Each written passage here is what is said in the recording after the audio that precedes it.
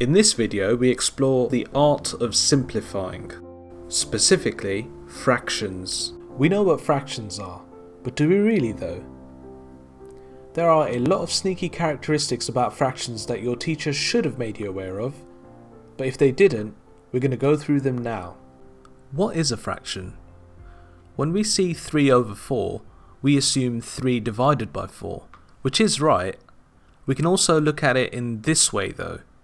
Think of a pie which has 4 equal parts to it. 3 over 4 just means 3 of the 4 slices. When we convert fractions to percentages, we assume that the whole pie, which as a fraction would be represented as 4 over 4, or 1, is equal to 100%. If the pie is cut into 4 equal quarters, then each slice is 25%, right? So 3/4 of the pie would be 25% times 3, which is 75% of the whole pie. If you can use a calculator, there is another way of working out percentages. The actual value of 3 over 4 is 0.75. To figure out the percentage, you just multiply the actual answer by 100. So 0.75 times 100 is equal to 75. If you don't have a calculator and want to multiply by 100, just move the decimal places 2 steps forward. This is year 6 or 7 stuff. Let's crank it up to year 8.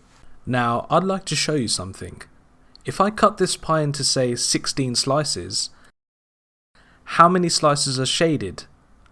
12.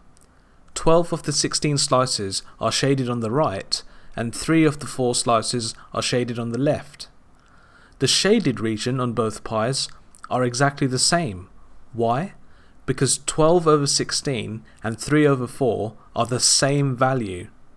If you type in 12 divided by 16 on your calculator, the answer will also be 0.75.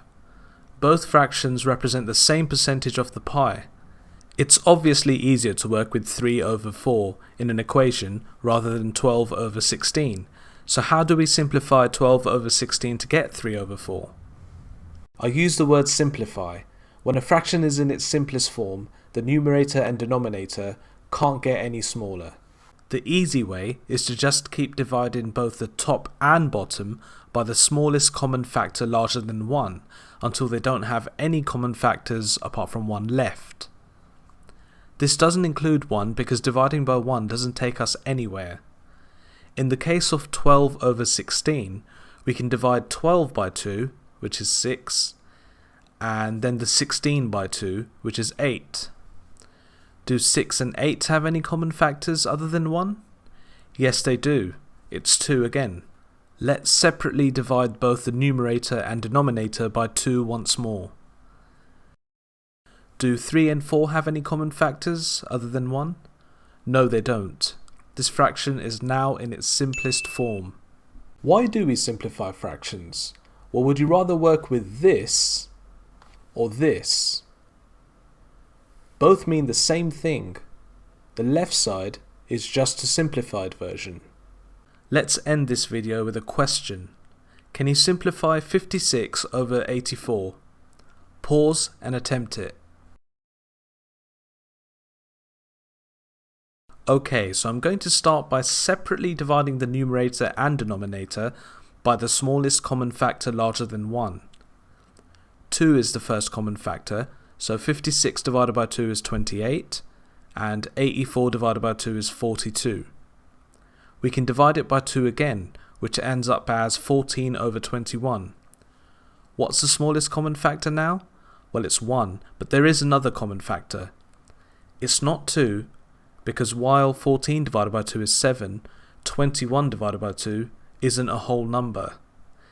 It's not 3, 4, 5 or 6 for the very same reason. It is in fact 7. 14 divided by 7 is 2, and 21 divided by 7 is 3. 56 over 84 in its simplest form is 2 over 3.